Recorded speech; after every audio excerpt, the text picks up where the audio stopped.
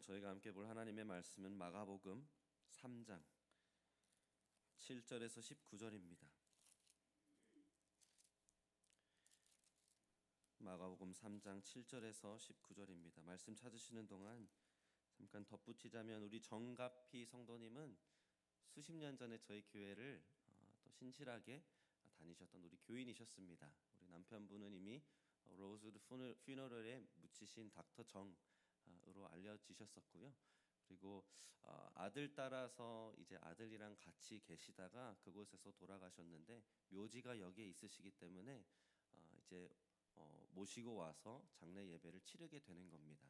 많이 모르시더라도 우리 교회 한 식구였는데 우리 성도님들 되시는 분들은 참석해 주시면 좋겠습니다. 다만 퓨너럴 홈에서 저희가 항상 드리는 것처럼 장례 예배를 드리는 게 아니라 그 묘지 그레이브 사이드에서 예배를 드린다라는 것을 기억해 주십시오. 이 퓨너럴 홈으로 오시면은 안내를 해줄 겁니다. 이번 주 토요일 10시입니다. 다 찾으시고 가능하신 분들은 자리에서 일어나셔서 말씀 봉독하겠습니다.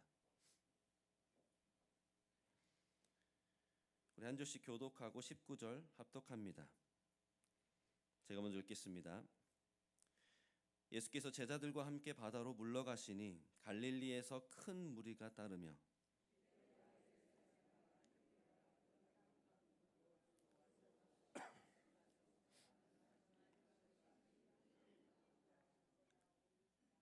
예수께서 무리가 에워싸 미는 것을 피하기 위하여 작은 배를 대기하도록 제자들에게 명하셨으니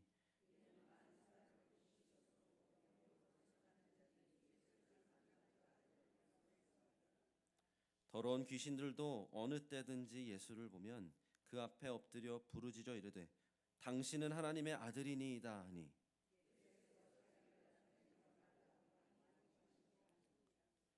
또 산에 오르사 자기가 원하는 자들을 부르시니 나온지라.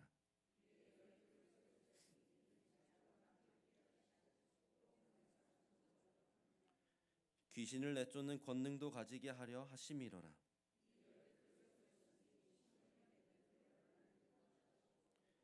또 세베대의 아들 야고보와 야고보의 형제 요한이니 이 둘에게는 보아너게 곧 우레의 아들이란 이름을 더하셨으며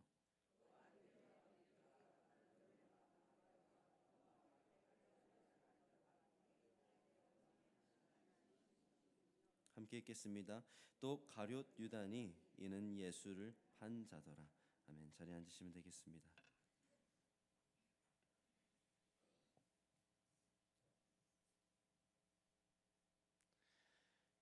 리차드 도킨스를 아십니까? 현 시대를 대표하는 무신론자입니다.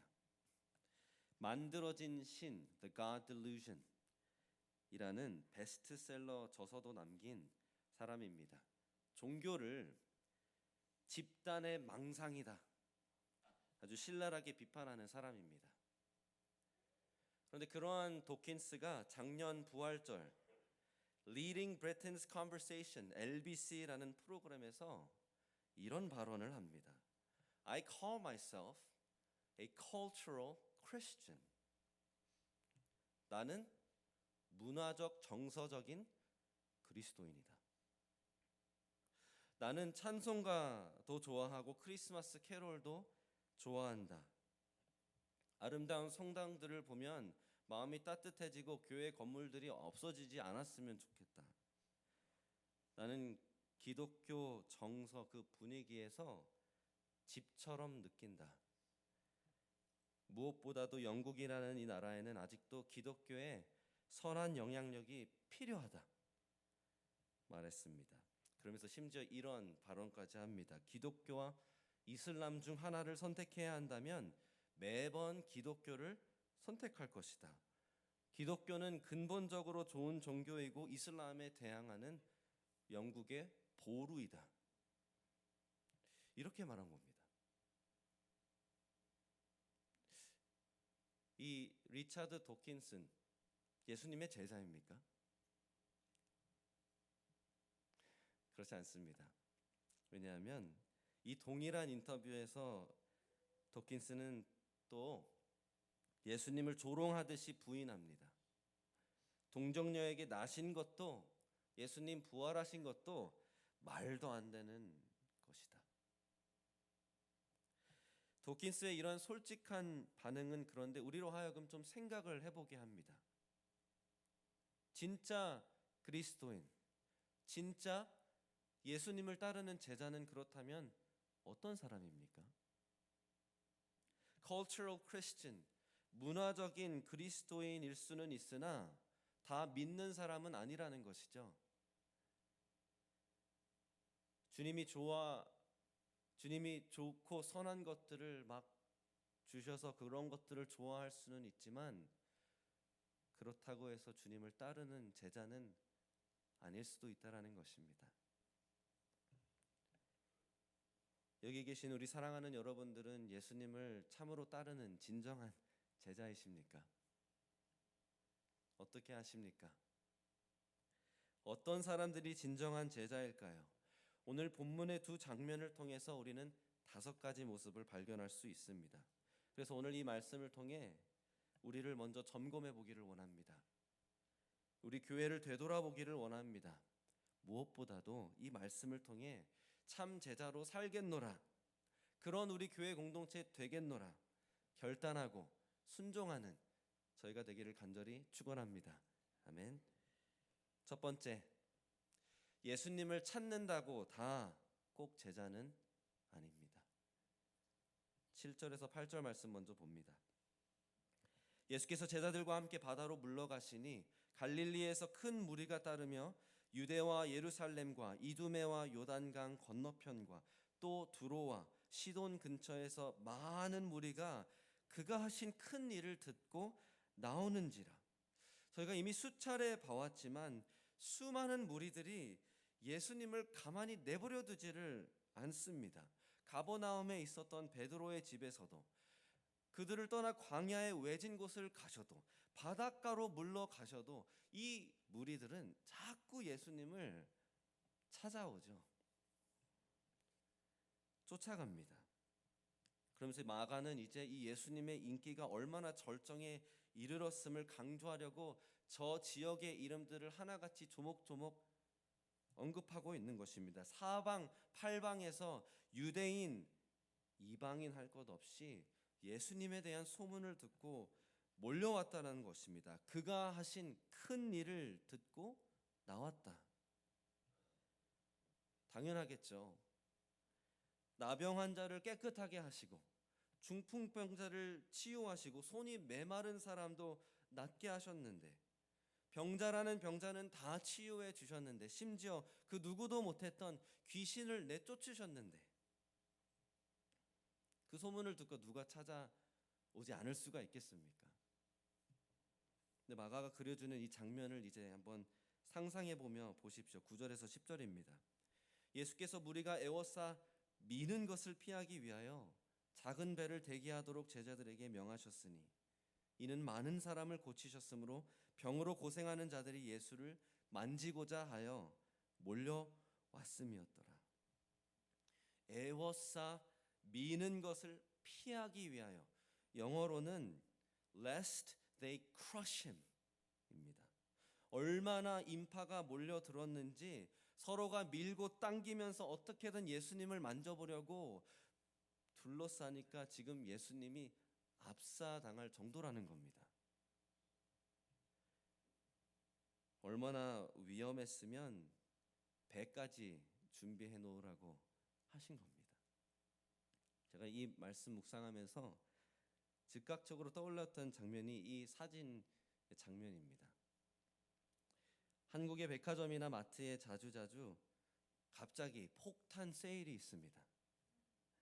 그것도 백화점에서는 에스컬레이터가 이렇게 올라갔다 내려갔다 하는 그 바로 앞에 큰 사인을 놓고 75% 세일, 정장, 양복, 양말 5켤레에 10,000원, 이러면은 막 몰려듭니다. 그러면서 사람들이 이거 제가 먼저 잡았어요. 서로 밀치고 싸우면서 하나라도 집어가려고 합니다. 지금 그런 장면입니다. 미국의 이 블랙 프라이데이 쇼핑을 연상케 하는 그런 장면입니다. 아주 센세이셔널하고 폭발적인 인기입니다. 근데 우리는 여기서 먼저 또다시 한번 우리 주님의 긍휼하심과 사랑을 엿볼 수 있죠. 병으로 고생하는 것을 주님은 아셨습니다. 그래서 그들을 계속해서 치유해 주신 겁니다. 고통당하는 자들임을 아셨고 그만큼 너무나 힘들고 절박해서 주님을 찾아왔다라는 것을 주님은 아셨습니다. 다만 우리가 지금까지 함께 살펴본 마가복음을 기억해 보십시오. 예수님은 이 땅에 왜 오셨죠? 하나님 나라가 왔노라, 회개하고 이 복음을 믿으라, 이 선포를 통해서 하나님 나라 백성들을 삼으시려고 이 땅에 오신 겁니다. 병을 고치고 귀신을 내쫓는 사역은 그 하나님 나라가 도래했음을, 이 땅에 왔음을 보여주는 부가적인 2차적인 사역이었습니다. 그런데 그 병고침의 기적과 귀신을 쫓아내시는 그 기적만 바라고 무리가 자꾸 찾아오는 겁니다. 그럼에도 불구하고 예수님은 고쳐주셨지만 딱 어느 순간이 되면 어떻게 하셨죠? 떠나셨습니다. 큰 무리가 있어도 그들에게 돌아가지 않으시고 떠나셨습니다. 그러면서 제자들에게 말씀하셨죠. 내가 온 것은 이를 위하여 온 것이다. 가서 복음을 전하자. 오늘 이 장면도 보십시오. 예수님은 복음을 전하시는 것이 매 순간 복음을 전하시려고 하셨는데 지금 이 장면에서 복음이 예수님께서 말씀하시는 것이 들리기는 할까요? 예수님을 만지려고만 득달같이 달려드는데 서로를 밀치고 땡기고 하고 있는데 그럴 수 없을 것입니다. 사랑하는 성도 여러분, 예수님을 찾는다고 꼭 예수님을 따르는 제자가 되는 것은 아닙니다. 심지어 예수님을 따를 마음이 없어도 예수님을 찾는 사람들 많습니다.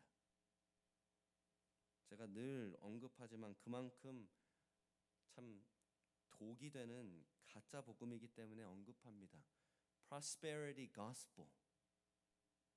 예수 믿으면 부자 되고 예수 믿으면 다 건강해질 수 있다. 예수 믿으면 이 땅에서 최고의 삶을 살 수 있다. 이 가짜 복음을 듣고 사람들이 떼를 지어서 몰려듭니다. 그것도 교회라고 합니다. 리차드 도킨스처럼 기독교 가치관이, 이 보수적인 가치관이 세상의 사회의 도덕적 보루다. 그러니까 이 나라에 아직도 기독교가 필요하다라고 말하면서 정작 예수님은 신랄하게 조롱하며 부인할 수 있습니다. 이제 여기에 저희에게 좀 더 구체적으로 적용되는 사안이 있죠. 외롭고 힘든 타지 생활, 한인들이 모여있는 한인 이민교회,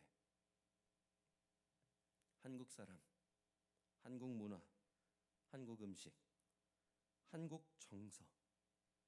그래서 교회에 소속감을 느끼고 교회가 집처럼 편할 수 있습니다. 그러나 주님과 상관없이 주님을 찾아서가 아니라 이 교회를 찾을 수 있습니다. 이해를 못하는 것은 절대로 아닙니다. 그러나 우리가 분별할 필요는 있다는 것입니다. 우리 노진준 목사님이 부흥회 때도 거듭 경고하셨죠. Christian consumerism, 그리스도인의 소비자주의 정신. 내가 무엇을 얻을 수 있을까? 나에게는 무슨 이득이 있는가? 나의 목적을 위한, 내 필요를 채우기 위한 수단으로만 예수님을 찾는 것은 골수 팬 정도가 하는 겁니다. 예수님의 제자로 말하기에는 부족합니다. 사랑하는 성도 여러분, 우리는 어떻습니까? 우리를 겸허히 점검해 본다면 우리도 그러한 모습들이 있지는 않습니까? 저도 있습니다. 예배에 나오는 이유도, 간절히 기도하는 이유도, 심지어 설교 말씀을 들을 때에도 결국엔 나를 위해 내가 초점이 되어서 찾고 있지는 않으십니까? 예수님을 찾는다고 꼭 제자는 아닙니다. 두 번째, 예수님을 제대로 고백해도 꼭 제자는 아닙니다. 두 번째, 예수님을 제대로 고백해도 꼭 제자는 아닙니다. 11절, 12절 보십시오. 이런 정신없는, 심지어 위험천만한 상황을 더 혼란스럽게 하는 무리가 있습니다. 더러운 귀신들도 어느 때든지 예수를 보면 그 앞에 엎드려 부르짖어 이르되 당신은 하나님의 아들이니이다 하니 예수께서 자기를 나타내지 말라고 많이 경고하시니라. 지금까지 마가복음을 쭉 봐오면서 예수님이 누구인지 제대로 아는 존재는 딱 둘밖에 없습니다. 첫 번째, 예수님이 침례 받으실 때 이는 내 사랑하는 아들이다 말씀하신 하나님 아버지셨고, 두 번째가 귀신입니다. 사탄 마귀입니다. 귀신들이 이 무리들보다도, 심지어 제자들보다도 아직까지는 더 정확합니다. 기억하시죠? 나사렛 예수여, 우리는 당신이 누군지 압니다. 당신은 하나님의 거룩한 자입니다. 오늘 본문에서는 이제 예수님의 가장 핵심적인 정체성이라고 말할 수 있는 하나님의 아들이다라고 선포합니다.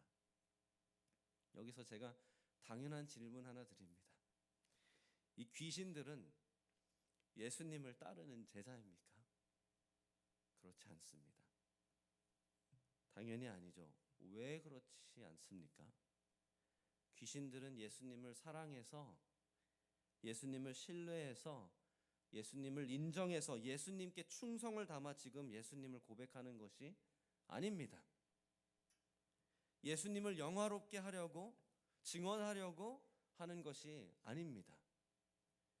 기억하십니까? 사진 한 장 제가 저번에도 보여드렸던 사진인데, 궁서설명, 도관에 든 쥐가, 궁지에 몰린 쥐가 고양이도 물으려고 한다고, 지금 나는 당신이 누군지 압니다라고 하면서 최후 발악을 하고 있는 거죠. 예수님을 어떻게든 찍어 누르려고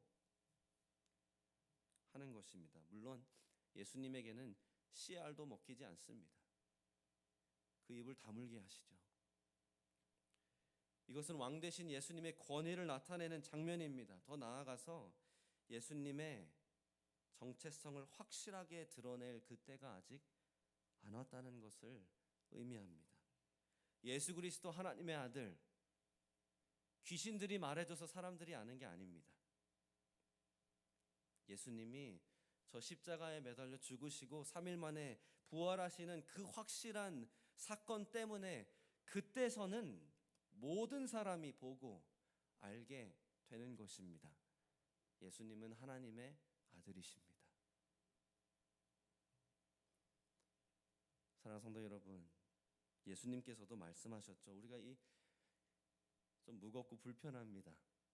근데 이걸 느껴야 됩니다. 주님께서 말씀하셨죠.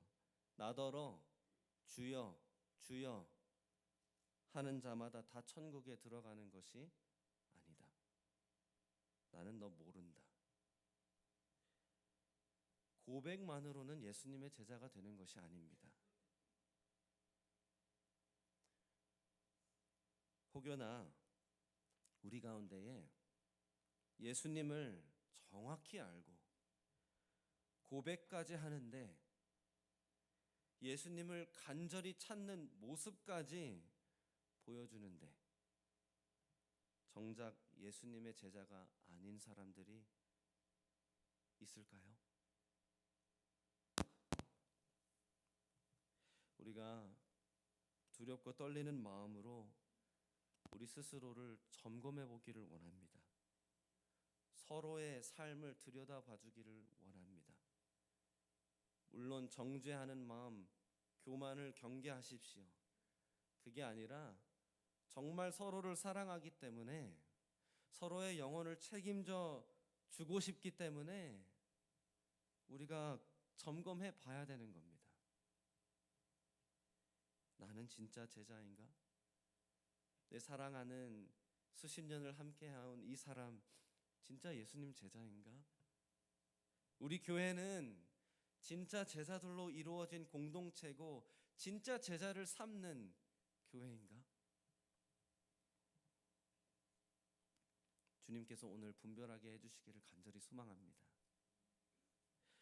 어떤 모습으로 분별할 수 있을까요? 어떤 기준들을 보면 우리가 이제 더 확실하게 알 수 있을까요? 이제 나머지 다음 장면에서 세 가지를 발견합니다.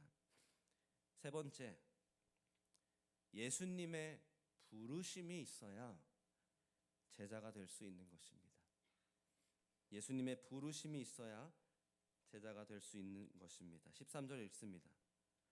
또 산에 오르사 자기가 원하는 자들을 부르시니 나오는지라. 이 순서를 잘 보십시오. 원하는 자들을 부르시니 나온지라. 여기서 더 강조가 되는 것이 있다면 저겁니다. 자기가 원하는 자들을 부르시니 나온지라. 저는 아직도 기억합니다. 점심시간 제가 한국에서 초등학교를 다녔는데 저는 급식도 안 먹고 바로 축구한다고 친구들이랑 우르르 나갔습니다. 그러면 가장 먼저 친구들이랑 하는 거에 뭔지 아십니까? 가위바위보 해서 주장 2명 뽑습니다. 그러면 나머지는 이 골대 앞에 쭈르륵 줄을 서서 이제 주장이 가위바위보를 하면서 한 명씩 뽑아갑니다. 그러면 저희들은 나 좀 뽑아줘 나 이럽니다. 그런데 뽑는 사람 맘이죠. 물론 저는 축구를 좀 했기 때문에 바로 뽑혔습니다. 내가 저 팀에 들어가고 싶다고 들어갈 수 있는 것이 아니었습니다. 어떻게 어려서 이 소꿉놀이 하시면서 팀 나누고 뽑는 이 자존심 걸리고 긴장되는 순간을 경험해 보신 적 있으십니까? 근데 주님이 원하시는 자들을 부르셨다는 것은 이 말입니다. 주님의 주권으로 택하셨다는 겁니다. 나랑 팀 할 사람 여기 붙어라, 누구나 와라, 이게 아니라 주님께서 친히 지명하시고 너 와 이렇게 부르셨다는 겁니다. 그래서 우리가 이미 마가복음에서도 제자들을 부르시는 장면을 봐왔습니다. 제자들이 예수님을 찾아간 것이 아니라 예수님이 제자들을 찾아가시고 그들을 불러주십니다. 나를 따르라. 사랑하는 성도 여러분, 저희도 마찬가지입니다. 저희가 원해서 주님을 따라간 것이 아닙니다. 심지어 앞서 말씀드린 저 예화와 한 가지 중요한 차이가 있다면 우리는 애초에 팀에 뽑히고 싶어서 나 주님 저 뽑아주세요 하는 사람들이 아니었습니다. 아니, 그렇게 하고 싶은 마음이 그렇게 할 수도 없는 죄인들이었습니다. 이번 주 한 주 제가 주보에도 써놨습니다만 에베소서 1장에서 2장 꼭 묵상해 보십시오. 근데 2장 1절에서 3절 죄인들을 어떻게 묘사합니까? 제가 다 읽지는 않지만 슬라이드는 있습니다. 죄와 허물로 죽어 있었습니다. 그래서 육체의 소욕만 따라, 그래서 세상을 따라, 그래서 원수 사탄을 따라 살던 우리들이었습니다. 우리는 다 자유의지가 있습니다. 문제는 그 자유의지로 늘 하나님을 반역하기를, 하나님께 반역하기를, 범죄하기를 선택하는 뼛속까지 타락한 죄인이었다라는 것입니다.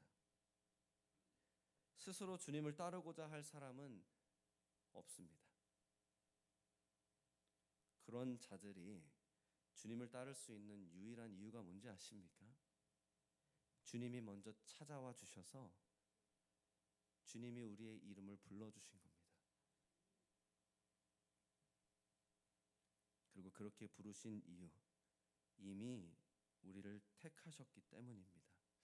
에베소서 1장 4절에서 6절입니다. 다 읽어드리진 않지만 창세 전부터 하나님이 우리를 택하사 사랑 안에서 거룩하게 하시려고 예정하신 것입니다. 그래서 우리를 부르사 그 구원하신 은혜의 영광을 찬송하게 하시는 겁니다. 이렇게 정리해도 되겠습니다. 우리가 주님의 제자가 될 수 있는 이유는 주님이 부르셨기 때문입니다. 부르시기 전부터 우리를 택하셨기 때문입니다. 영원부터 우리를 사랑하셨기 때문입니다. 우리가 오늘 찬양했죠. 주의 그 놀라우신 사랑, 우리를 불러주신 그 음성. 할렐루야. 우리가 어찌 주님을 찬양하지 않을 수가 있겠습니까? 어찌 그 구원의 감격으로 예배하지 않을 수가 있겠습니까? 우리는 정말 주님의 강권적인 부르심으로 인해 구원받고 제자가 될 수 있는 것입니다. 근데 여기에서 하나 모든 복음서들이 동일하게 꼭 추가하는 디테일이 있죠. 나를 부르신 주님의 주권뿐만 아니라 가룟 유다를 택하시고 부르신 주님의 주권 때문에 우리가 구원받은 것입니다. 이 13절 주님이 원하시는 자들을 부르셨다랑 19절을 합쳐서 읽어보십시오. 주님이 원하셔서 부르사 배신할 자기를 팔 유다를 부르셨습니다. 예수님은 자기를 팔아 넘길 것을 아시면서도 그의 배신으로 엄청난 순환과 고통을 십자가 죽음까지 당하실 것을 아시면서도 유다를 원하셨고 지명하여 따로 불러주셨습니다. 왜 그러셨을까요? 저와 여러분 때문입니다. 시편 41편 9절, 예레미야 19장 1절에서 13절 하나님께서 구원하기를 약속하시고 예언하신 내용들을 조목조목 성취하신 겁니다. 함께 떡을 나눈 친구의 배신, 은 30냥의 구원자 메시아가 팔리리라, 이거를 이루시려고 예수님이 다 아시면서 유다를 택하신 겁니다. 하나님의 구원 역사를 이루시려고 하신 것입니다. 예수님을 믿지 않으시지만 오늘 예배에 함께 하신 분들 계십니까? 너무 잘 오셨습니다. 여러분들은 그렇게 하실 수 있으시겠습니까? 상처는 고사하고 진짜 나를 배신해서 죽음까지 몰고 갈 수 있는 그 사람을 그렇게 할 것을 뻔히 알면서 친구하실 수 있습니까? 3년 동안 동거동락하고 가르쳐주고 속내 뻔히 알면서 한 집에서 한솥밥 먹고 그 발을 씻어주고 사랑해주고 섬겨줄 수 있겠습니까? 예수님은 그렇게 하셨습니다. 여러분들을 위해 그렇게 하셨습니다. 저희들을 위해 배신을 당하셨고 저희들을 위해 십자가에 매달려 죽으셨습니다. 여러분은 거룩하신 창조주 하나님을 거절하고 거역하는 죄인들입니다. 그 죄의 결과로 죽고 지옥에서 영원한 형벌을 받아 마땅한 죄인들입니다. 그러나 사랑과 긍휼이 풍성하신 우리 하나님께서 당신의 아들 예수 그리스도를 이 땅에 보내주셨습니다. 예수님은 우리와 다르게 죄가 없는 완벽한 거룩한 삶을 사셨습니다. 그럼에도 불구하고 여러분들을 위해 배신당하시고 십자가에 매달려 죽으셨습니다. 여러분들의 죄값을 다 감당하신 것입니다. 우리가 당해야 하는 저 형벌을 주님이 대신 당해주신 겁니다. 그렇게 죽으신 예수님은 장사된 지 사흘 만에 부활하셨습니다. 아멘. 죄를 회개하고 믿는 모든 자들의 죄를 사하시고 구원해 주십니다. 오늘 이 복음을 들으시면서 예수님의 부르심이 혹시 들리십니까? 나를 찾아와 주셔서 나의 이름을 불러주시는 주님의 음성이 들리십니까? 아, 나를 사랑하시는구나. 조금이라도 궁금하시다면 지체 말고 물어봐 주십시오. 아니, 지체 말고 회개하고 예수님을 믿으시기를 축복합니다. 사랑하는 성도 여러분, 우리는 주님의 제자가 되었다면 그 강권적인 부르심 때문에 된 줄로 믿습니다. 그렇다면 우리를 부르신 그 주님의 음성, 이 복음을 기억해 보십시오. 우리는 예수님을 믿는다 한 순간 예수님을 주님으로 인정하고 절대적으로 주님을 따르겠노라 결단한 것입니다. 주님만 위해 주님만 쫓아 살겠노라 제자의 삶으로 들어선 것입니다. 제자로 불러주신 주님께 감사하는 저와 여러분 되시기를 축복합니다. 그리고 제자답게 사는 우리 모두 되기를 간절히 축원합니다. 마지막으로 각자 짧게 그 다음에 묶어서 그 주님께서 제자들을 부르심으로 제자들에게 구체적으로 기대하셨던 두 가지 모습이 있습니다. 함께 살펴봅니다. 네 번째, 예수님 안에 거해야 진정한 제자입니다. 14절입니다. 이에 12를 세우셨으니 이는 자기와 함께 있게 하시고, 이는 이 부르신 목적이 있다는 거죠. 이는 첫 번째 자기와 함께 하게 하시려고 부르셨다는 겁니다. 제자들, 구체적으로 이 12 사도들은 그래서 3년 동안 공적으로 사적으로 예수님과 붙어 다닙니다. 예수님이 가르쳐 주십니다. 질문에 답해 주십니다. 보여 주십니다. 위급한 상황에서 건져 주십니다. 사랑해 주시고 섬겨 주십니다. 준비시켜 주시고 훈련시켜 주신 겁니다. 그렇게 하신 이유가 있습니다. 다섯 번째, 예수님의 사명을 감당하는 자가 진정한 제자입니다. 14절 하반부부터 15절입니다. 또 보내사 전도도 하며 귀신을 내쫓는 권능도 가지게 하려 하심이라. 복음을 전하는 것, 귀신을 내쫓는 것, 그리고 마가복음 6장부터 보면 사도들은 병까지 고치는 권능을 받게 됩니다. 하나님 나라 복음을 선포하시고 그 하나님 나라가 왔음을 보여주는 이 기적들을 베푸신 주님의 사역을 이제는 사도들에게 전수해 주신 겁니다. 그래서 부르셨다는 겁니다. 그런데 여기서 순서가 중요합니다. Called in to be sent out. 주님과 함께 해서 주님이 내보내시는 겁니다. 이 사명을 감당하기 위해서는 먼저 주님과 딱 달라붙어 있어야 된다는 것입니다. 운하와 저수지의 차이를 아십니까? 운하는 물이 차오르게 하고 배를 들어서게 한 다음에 물을 쫙 빼면서 그와 동시에 그 다음 섹션으로 배를 옮겨줍니다. 그러니까 물이 들어오는 족족 빠져나갑니다. 근데 저수지는 어떻습니까? 눈과 비 혹은 강이나 하천의 물이 오랜 시간 동안 고입니다. 그러다가 물이 어느 정도 흘러 넘칠 것 같다, 아니면 필요하다면 그때 물을 폭포처럼 저렇게 콸콸콸콸 쏟아냅니다. 그렇게 해도 저수지에는 물이 꽉 차 있습니다. 예수님의 참 제자는 이 저수지와 같은 사람이 돼야 된다는 겁니다.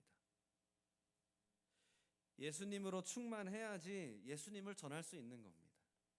예수님으로 충만해야지 예수님을 나의 삶으로 나타낼 수 있는 것입니다. 예수님으로 충만해야지 예수님이 나에게 가르쳐 주시고 보여주시고 권능을 주셔야지 내가 사명을 감당할 수 있는 것입니다. 이렇게도 표현할 수 있겠습니다. 예수님 안에 거하기만 하면 누구든지 예수님의 사명을 감당하는 참 제자가 될 수 있습니다.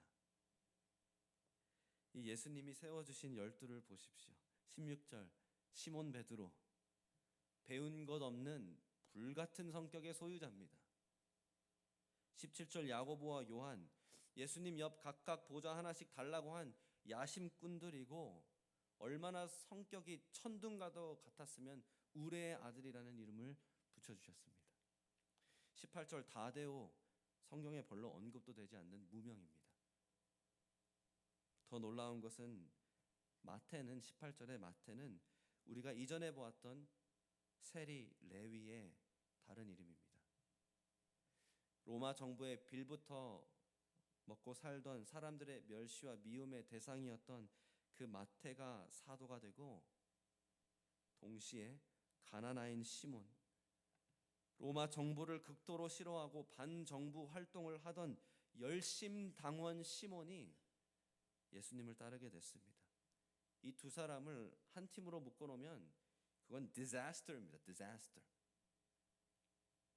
세상 기준으로는 불가능한 것입니다.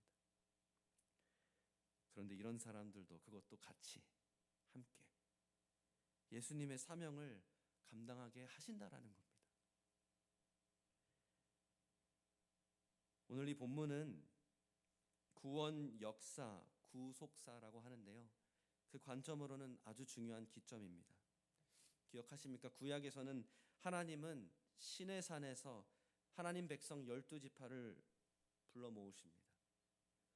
신약 성경에 오니까 예수님이 산 위에서 12사도를 택하십니다. 12이라는 이 숫자는 상징적으로 하나님의 백성을 뜻하게 됩니다. 지금 이 기록을 통해서 마가는 새로운 시작을 알리고 있는 것입니다. 하나님의 나라가 정말 왔다. 왕께서 새로운 백성들을 불러 모으실 것이다. 왕이 그 일을 친히 하셨고 시작하셨고 이제는 그 사도들을 통해 그 일을 이어가실 것이다. 그 결과가 뭔지 아십니까? 저와 여러분, 우리 교회입니다. 올 우리 교회 표어 성구 에베소서 2장 20절 읽지는 않습니다. 다만 교회는 사도들의 터 위에 세워집니다. 사도행전 2장 42절, 그래서 교회는 사도들의 가르침을 중심으로 모이게 됩니다. 무슨 말입니까? 이 제자들과 마찬가지로 말도 많고 탈도 많고 부족하고 연약한 사람들일지라도 상관없습니다. 예수님이 부르셨고 예수님 안에 거하기만 한다면 우리도, 저와 우리 성도님들도, 우리 교회는 주님 주신 사명 감당할 수 있습니다. 믿으시길 바랍니다. 그래서 오늘 개인과 공동체 적용으로 말씀 마칩니다. 첫 번째, 주님 안에 거하십시오. 결국에는 기본입니다. 말씀으로 주님 안에 거하는 것이고 기도로 주님과 깊이 교제하는 겁니다. 그것 말고는 없습니다. 이번 주에 한번 요한복음 15장을 묵상해 보시기를 바랍니다. 예수님께서 말씀하셨죠. 너희가 내 안에, 내가 너희 안에 거하면 그러해야지만 너희가 열매를 맺는다. 주님 안에 거하는 그 시간을 우선시하시기를 축복합니다. 실질적인 목표와 시간과 장소를 정하십시오. 그 습관이 무너졌다면 이번 주 다시 시작하십시오. 그리고 사랑하는 성도 여러분, 주일 예배를 우선시하십시오. 말씀을 읽습니다. 말씀 중심의 찬양의 고백을 합니다. 말씀이 선포됩니다. 말씀 선포되는 것을 듣습니다. 말씀이 꽉 찬 대표 기도와 말씀에 반응하는 합심 기도로 함께 기도합니다.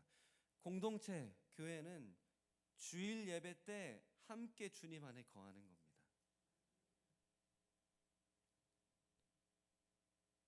심지어 우리가 저번에도 주님의 만찬에 함께 참여했는데 주님 안에 거하고 주님이 우리와 함께 하신다는 것을 함께 기억하는 겁니다. 기념하는 것이죠. 앞으로 우리 주일 예배 그런 예배 되게 해달라고 기도해 주십시오.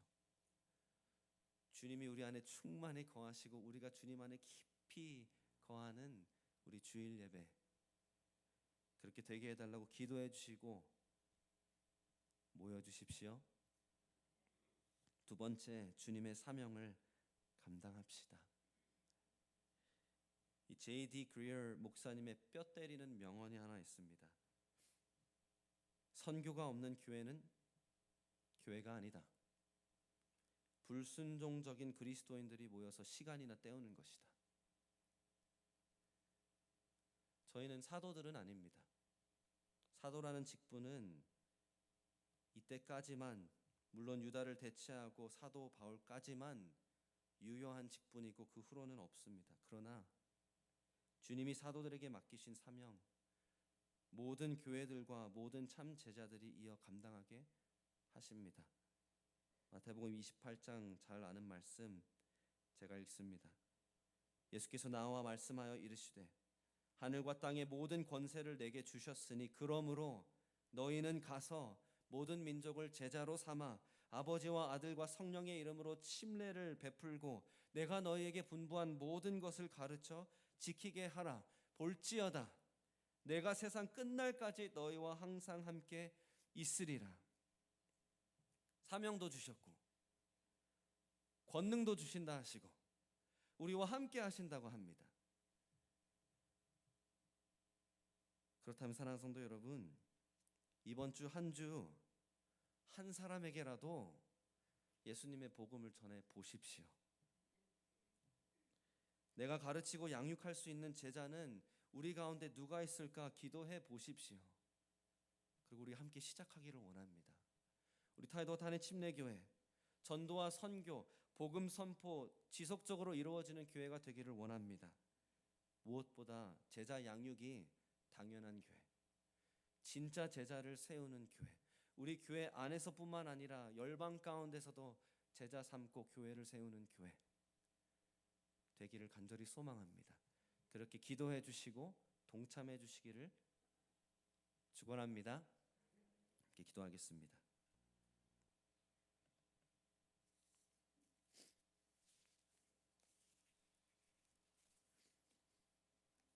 오늘 시간 그렇게 두 가지 놓고 기도합니다. 적용점들, 첫 번째, 하나님, 주님 안에 거하는 나의 한 주가 되게 도와주십시오. 주님 안에 거하기 위해 내가 바꿔야 되는 것, 내가 더 우선시해야 되는 것, 지켜야 하는 시간과 자리가 어디이고 무엇인지 가르쳐 주십시오. 두 번째, 주님, 이번 주 한 주 내가, 우리 교회가 주님 주신 사명을 감당하게 도와주십시오. 나에게 붙여주실 그 잃어버린 영혼, 내가 제자 삼아야 하는, 양육해야 하는 그 영혼이 누군지 보여주십시오. 우리 그렇게 기도합시다. 함께 기도합니다.